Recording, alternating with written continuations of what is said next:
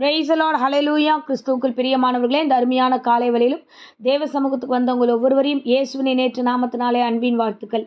இந்த நாளிலும் 2 ராஜாக்கள் 3ஆம் அதிகாரம் 18ஆம் வசனத்தை அடியேன் வாசிக்கிறேன். இது கர்த்தரின் பார்வைக்கு அற்ப காரியம். ஆமேன், ஹல்லேலூயா. அருமையான வார்த்தை பாருங்க. தேவனுடைய பார்வையில் எல்லாமே அற்ப காரியம். ஸோ இன்றைக்கு நம்முடைய வாழ்க்கையில் பல பிரச்சனைகளை நாம் பார்க்கிறோம், பல காரியங்களுக்குள்ளாக கடந்து செல்கிறோம். ஒவ்வொன்றும் நம்முடைய பார்வைக்கு எப்படி தெரியும்னா, இது ரொம்ப பெரிய விஷயமா இருக்கு, இது எப்படி முடியும் அப்படின்ற சில காரியங்கள், குழப்பங்கள் நமக்குள்ளே வரதுனால நம்ம சோர்ந்து போயிடுறோம். அந்த சூழ்நிலையில் நம்ம எது நம்மக்கிட்ட வந்து என்ன சூழ்நிலைகள் யார் என்ன பேசினாலும் அதுக்கு ரிப்ளை என்னவா இருக்கும்னா, இவ்வளோ பெரிய விஷயம் என்னால் முடிக்க முடியாது, இந்த காரியம் என்னால் நடத்த முடியாது, ஸோ எங்கள் வீட்டுக்கும் இதுக்கும் சம்மந்தமே இல்லை, இதெல்லாம் நடக்கவே நடக்காது அப்படின்றது நெகட்டிவான வேர்ஸ் எதெல்லாம் இருக்குமோ அதெல்லாம் நம்ம பேச ஆரம்பிச்சிருவோம். ஏன்னா ஒரு காரியத்தின் போக்கை பார்க்கும்போது, ஐயோ இது ரொம்ப பெரிய மேட்டராக இருக்குது, இது எப்படி பண்ண முடியும், இந்த சப்ஜெக்ட் எப்படி முடிக்க முடியும், இல்லை இந்த வீடு காரியத்தை எப்படி ஒழுங்குபடுத்த முடியும், வேலையின் காரியத்தை எப்படி ஒழுங்குபடுத்த முடியும், ஏன்னா இது ரொம்ப பெரிய விஷயம் அப்படின்னு நம்ம நினைக்கிறோம். ஆனால் வேதத்தின்படி பார்த்தா இது கர்த்தரின் பார்வைக்கு அற்ப காரியம். நமக்கு பெருசாக இருக்கிறது கடவுள் பார்வைக்கு ஒன்றுமே இல்லை. ஆமென், ஹல்லேலூயா.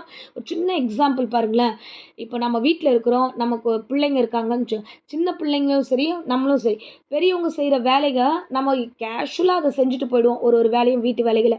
ஆனால் சின்ன பிள்ளைங்க அவங்க செய்யும்போது யாரையாவது பார்த்துட்டு அவங்க வந்து எப்படி சொல்லுவாங்கன்னா, நான் இன்னைக்கு வீட்டில் இந்த வேலையெல்லாம் செஞ்சேன் தெரியுமா அப்படின்னு அந்த சாதாரண நிகழ்வுகளை சின்ன விஷயம் அவங்க ரொம்ப பெருசாக பார்ப்பாங்க.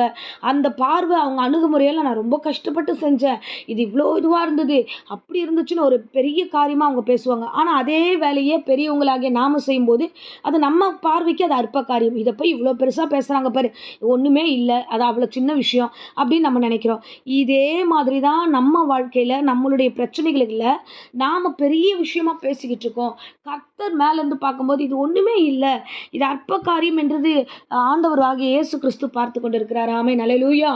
ஸோ அற்ப காரியம்னா என்னென்னா, இதெல்லாம் ஒரு மேட்ரா, இதெல்லாம் ஒரு விஷயமா, ஏன் நீங்கள் வந்து பயப்படுறீங்க, ஏன் பயப்படுறீங்க, இது என் பார்வையில் ஒன்றும் இல்லை அப்படின்றத கர்த்தராகிய தேவன் இந்த காலை வேளையில் சொல்கிறார். ஒரு வேளையில் இந்த பிரசங்கத்தை கேட்கிற அருமையானவர்களே, ஏதாவது பிரச்சனை கொடுத்து குழப்பமாக இருக்கீங்களா, பயந்துட்டு இருக்கீங்களா, இந்த ரிப்போர்ட் எப்படி வரும்னு தெரியல, ஆண்டவரே இந்த விஷயம் எப்படி மாறும் தெரியல, ஆஃபீஸில் இந்த காரியம் எப்படி முடிக்க போகிறேன்னு தெரியலன்னு ஒரு பயத்தோட பதற்றத்தோட எதுலையாவது மாட்டியிருந்தீங்கன்னா பயப்படாதீங்க. தேவ பார்வையில் இது அற்ப காரியம். அவரை நோக்கி பார்க்கிறவர்களை கர்த்தர் கைவிடவே மாட்டார். ஆமென், ஹல்லேலூயா. பார்த்தீங்கன்னா சில பிரச்சனைகள் எல்லாம் பிசாசால உருவாக்கப்படுகிறது.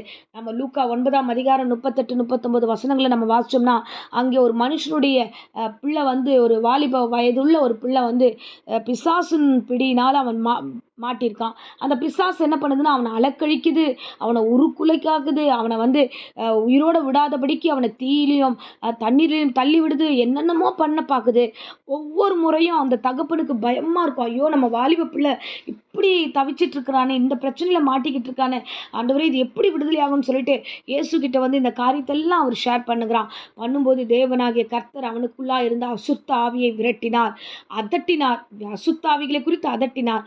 சில பிரச்சனைகள் பிசாசுனால உருவாக்கப்படுகிறது.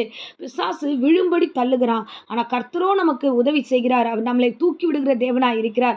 கர்த்தரோ நமக்கு ஆதரவாக இருக்கிறார். ஸோ இந்த இடத்துல அந்த தகப்பன் தூக்கிட்டு வந்து அந்த பிள்ளை, வாலிப பிள்ளை, நல்லா வாழக்கூடிய ஒரு பையன், நல்ல ஒரு எந்துவா நல்ல ஜாலியாக இருக்க வேண்டிய வயசில் இப்படி வந்து விழுந்து கிடக்கிறானே, அவன் வந்து நுர தள்ளி கிடக்கிறானே, அவன் வாழ்க்கை போச்சே, எதிர்காலமே ஒன்றுமே இல்லையே அப்படின்னு ஒரு குழப்பத்தின் மத்தியில் அந்த தகப்பன் இருக்கும்போது கர்த்தர் அழகாய் வந்து அந்த இடத்துல பேசுகிறார்.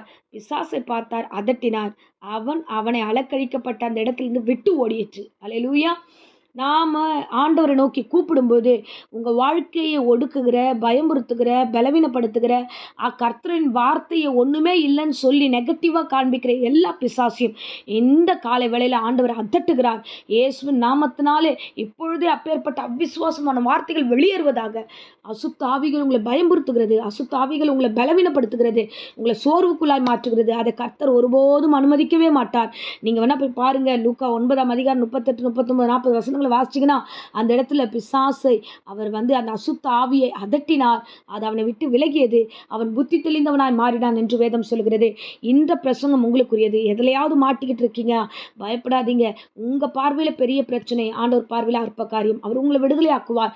ஸோ பலவீனப்பட்ட சூழ்நிலையில் பலத்தை கர்த்தர் கொடுக்க வல்லவராக இருக்கிறார். எவருடைய மகளுடைய வியாதி மரண அவஸ்தையில் இருப்பா, அந்த குழந்தையை போய் கர்த்தர் சிறு பிள்ளையை போய் எழுப்புகிறார். ஆண்டவர் ஒவ்வொரு இடத்துலையும் ஒரு பெரிய அற்புதங்களை செய்கிறார். பேதுரு ஆண்டவர் சமூகத்தில் வந்து கேட்குற, ஆண்டவரே ஏசப்பா நீரே தேவனானால் இந்த ஜலத்தின் மேல் நானும் நடக்கணும், தண்ணி மேலே நானும் நடக்கணும் அப்படின்னு அவன் விருப்பப்படுறான்.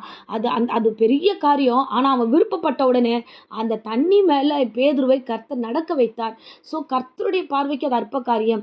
பேதுரு அதை விசுவாசித்தான், கர்த்தர் நடத்துவார்னு. இன்னைக்கு பிரசங்கத்தை கேட்குற நீங்கள் விசுவாசிக்கணும். வியாதியா, பலவீனமா, சோர்வா, பிரச்சனையா, கிரியைகளா, இது பிசாசால உண்டானது. இப்போது இயேசு அதட்டினால் இது போயிடும். இதை நாமளும் அந்த வார்த்தையை எடுத்துக்கொண்டு இயேசு நாமத்தை கொண்டு அதட்டுவோன்னு அதட்டுங்க. வீட்டின் சூழ்நிலைகள் மாறும், உங்களை சுற்றி இருக்கிற சூழ்நிலைகள் மாறும், பலவீனங்கள் மாறும். பேதுருவை போல நீங்கள் அதே கடலில் நடக்க கர்த்தர் உங்களுக்கு வல்லமை தருவார். ஆமென். ஸோ இன்றைய தினத்தில் எந்த பிரச்சனையில் இருந்தாலும் எழுந்து உங்களால் நடக்க முடியும். கர்த்தர் உங்களோடு கூட இருப்பார். ஏன்னா கர்த்தரின் பார்வைக்கு இது அற்ப காரியம். கர்த்தர் உங்களோடு இருந்தால் எல்லா பிரச்சனைகளும் ஒன்றுமில்லாமல் போகும். கர்த்தர் உங்களுக்கு ஜெயத்தை கொடுத்து நடத்துவார். ஆமென். இப்பொழுது அடியேன் உங்களுக்காக ஜெபிக்கிறேன். அன்பு ரட்சகா, இந்த பிரசங்கத்தை கேட்ட ஒவ்வொரு பிள்ளைகளையும் குடும்பத்தாரையும் கர்த்தர் ஆசீர்வதிப்பீராக. அலக்கழித்து கொண்டிருக்கிற பிசாசை இயேசுவின் நாமத்தினால் அடியேன் சபித்து பாதாத்தில் கட்டுகிறேன். வியாதி, விக்கினங்கள், பயங்கள், பலவீனங்கள், ஆண்டவர் எல்லா சோர்வின் ஆவிகள் எல்லாவற்றும் நிர்மூலமாக்குகிறேன். கர்த்தர் பெரிய காரியங்களை செய்து இந்த குடும்பங்களை எல்லாம் விடுதலையாக்கி வழி நடத்துவீராக. உம்முடைய பார்வையில் பிள்ளைகளுடைய வாழ்க்கையில் நடக்கிற பிரச்சனைகள் அற்ப காரியம். ஆண்டவரே நீர் பெரிய காரியங்களாக செய்து இந்த பிள்ளைகளை விடுதலையாக்கும். வியாதி, விக்கினங்கள், பலவீனங்கள் மத்தியில், சோர்வின் மத்தியில் இந்த பிரசங்கத்தை கேட்டுக்கொண்டா எல்லா வியாதியும் நீங்கட்டும். இயேசுவின் நாமத்தினாலே நான் சபித்து கட்டுகிறேன். சுகத்தையும் பலத்தையும் ஆரோக்கியத்தையும் கர்த்தர் கட்டளிட்டு தொடர்ந்து வழி நடத்தும். இயேசுவின் நேற்று நாமத்தில் ஜெபிக்கிறோம் நல்ல பிதாவே. ஆமென். ஆமென். Praise the Lord. God bless you.